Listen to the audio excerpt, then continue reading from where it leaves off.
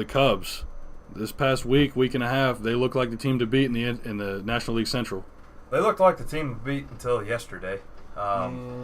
Poor showing against the Reds, against an awful Reds team this year. Yeah, they're bad. But the Reds were at home. I do think that they play better at home. Most teams play better at home. Yeah, but the Reds are also 15 games back, too. Yes. Out of first place in the NL Central. It was Hendricks pitching, and Hendricks, we know, has had a rough start to the year. Right. 5-7 and like 16 games pitched. So 3.7 ERA, too. Yeah.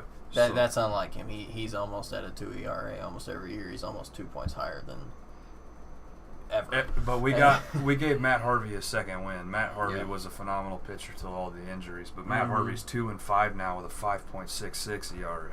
That's unlike Matt Harvey. Right. But, with the Cubs, they are the team to beat in NL Central. Not only the NL Central, I think they're the team to whole beat National in the NL. League. Yeah. I agree with that 100%. They're in third place in the NL right now. Yeah, only reason I say the Central is because of how loaded it is. Them fighting back and forth with the Brewers, the Cardinals nibbling at their heels, although they look like they're going to fall off.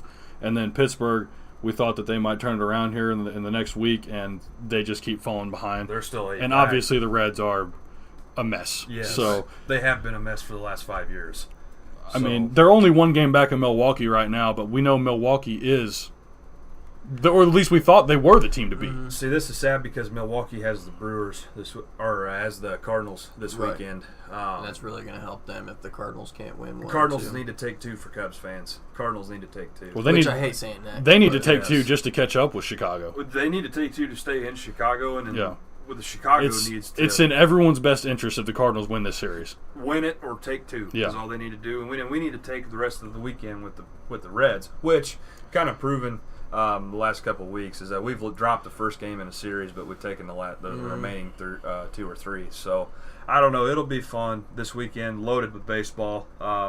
Still too early yet though to be kind of freaking out. We're not even at the end of June. Well, we're just now winding down June. Yeah, we still have another week left. After the All-Star break is when I'll really start focusing on NL Central, because that's when it's going to heat up, especially about August. Then we got the trade deadline where Manny Machado is going to end up. Still no word on that yet. But I don't know though. It's the NL Central's loaded, like Gavin said.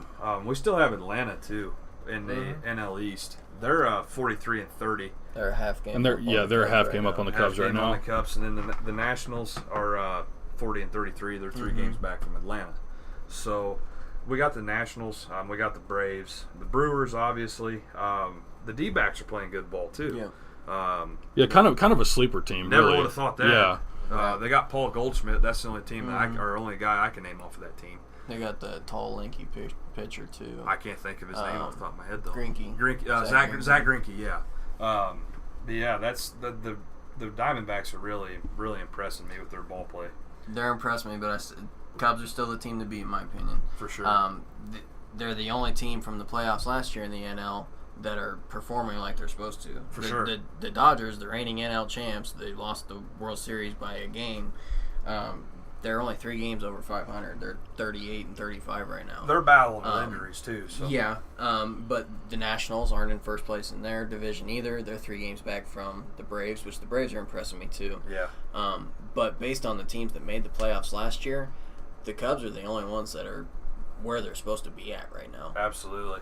The Mets and the Marlins, bad. They're just bad, man. They got a major rebuild going on, both teams. But one last thing we want to talk. The Marlins gave all their guys to the Yankees. Well, there's one question I want to ask, and go ahead. this has to do with the American League. Okay. Is the fact that the Boston Red Sox have now overtaken the Mariners by 3.5 games in just the past week after Seattle's hot start to the season. So if we could touch on that and what's going on with those two teams right now. Boston's pieces they're like cogs turning. Yep. It's just happening. Everything's coming together at once, and it's working out perfectly. We were raving about Seattle 5 days ago. Don't count the Mariners out yet. No, and I haven't. I'm just saying they were pretty tight, and now that Boston's starting to pull away, I mean, this is just it's Boston's a surprise. had a pretty easy schedule the last couple days as well. Our last 2 series. Seattle's had a pretty tough one because they had the Astros for a 4-game series last weekend, and not only that, they had the Red Sox 2 weekends ago, and then they beat them 3 games out of 4. Yeah. So the Mariners being able to take a series from the Red Sox is pretty amazing. I would like to see the Mariners take one more from New York as well, but I don't know. Don't count the Mariners out yet. Although the Red Sox have all of their pieces just meshed. They're there. They're ready. And you they're got hot. 6'1" string beam Mookie Betts hitting 16 home runs. Things are just happening. You got Mookie Betts. Nothing's going wrong for him. JD Martinez. Yeah. You got all these guys that are just coming together. Just hitting balls left and right out of that field. I don't remember what the score was, but they crushed somebody last night, or like 9-2 or something. Yeah, I think it was 9-2. Yeah, they're just absolutely just slaying the other teams. One more thing I just want to say is I think pretty much unanimously choose the Cubs to win the National League, right? Hopefully. They will be the team to beat.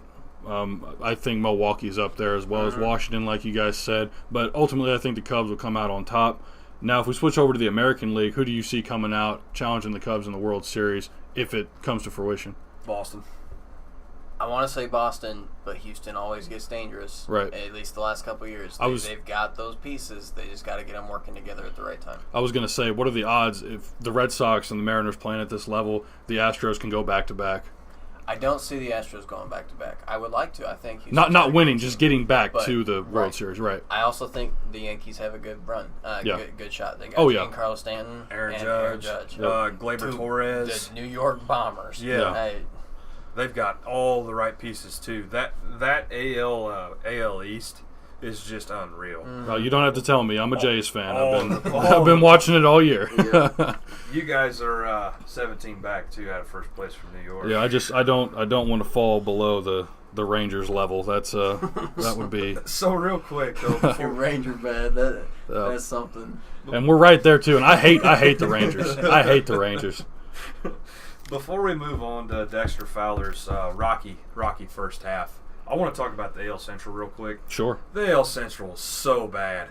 That's the worst division in the baseball, and it has been for the last couple of years, in my opinion. We could just chop that whole division out and you got not Cleveland. really miss nothing. I mean, even with Cleveland, I mean, they're doing really well, but I still don't see them going anywhere. And then you have 4 teams that are under 500. Not even close. The 3 of us could play that division. Yeah. Kansas City's won 22 games all year. They're 18.5 out of first place. I was going to say Cleveland's 40-33, but when you're going up against these teams, how good are they? You're literally just stealing candy. Yeah. 6 games from each of these teams in the first half. You're playing farm league teams. Yeah. Listen to these records real quick. They got Kansas City 22-52 with a 0.297 win percentage, 18.5 back out of first. The White Sox 24-49. Sorry, Dad. 16 out of first place. Minnesota, we're getting a little better, 33-38. Detroit 36-39. I didn't know they'd be that good, in my opinion. 36-39. I think the Tigers are having kind of a fluke season so far. Nobody expected. I expect them to fall off hard here in the second half of the season. Well, there's not much place to go because the NL Central's they can't already really be off. much worse than anybody else. So there's not really a whole lot left for them to fall. Right. Right. Well, I mean, going up against anyone outside of their division, I don't expect them to win a series. I mean, they'll obviously win a couple here and there, but I don't see it. Those other 3 teams are the pillows, and the Tigers have just kind of fallen on top of them. You can't really squish down anymore. They're just stuck. It's bad.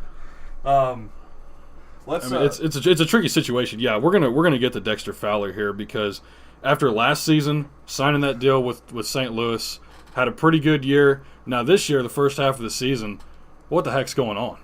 200 plate appearances. He's got 33 hits, 20 RBIs, and that average, 165. 165. Dexter Fowler has a 165 batting average right now. Never thought I'd hear that. Me either. First half of the season with the Cubs 2 years ago, he was like 420. I know.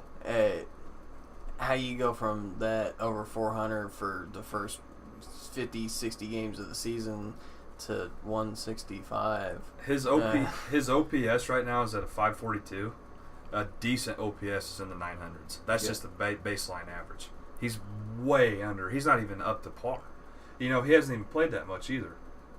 I don't get it. He's taken like 27 walks or something, which helps his on-base percentage, because without those walks, it would be awful. Right now, his on-base percentage is at a 273. Yeah.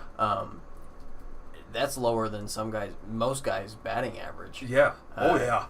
And Tommy LaStella coming off the bench is batting almost 350. Yeah. And then Dexter Fowler signed a giant deal with St. Louis too. Mm-hmm. So yeah, I don't understand it. Dexter Fowler's WAR, wins above replacement, is at a negative 1.5. Mike Trout's at a 2.4. Yeah. So Dexter Fowler's got to be awful. Dexter Fowler's got to be in the bottom of the half. We've got a guy that has gone from potential all-star to probably one of the worst players in the league up to this point. And then you have Mike Trout, who's gone from a really good player to legendary status this season. Mike Trout's on such a bad team. He's having a season this year that he may beat one of Babe Ruth's seasons. Yeah. Swap him and Dexter Fowler.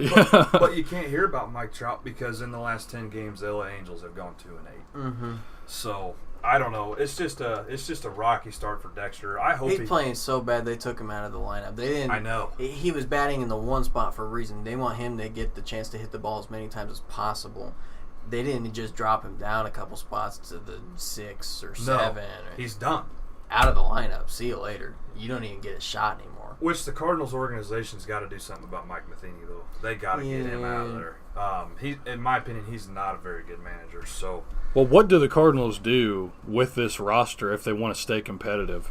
They got a whole month of free agency to try to figure this out, or not free agency up until the trade deadline, try and figure it out. 2 things, in my opinion: get rid of everybody but Michael Ozuna, Harrison Bader, Paul DeYoung.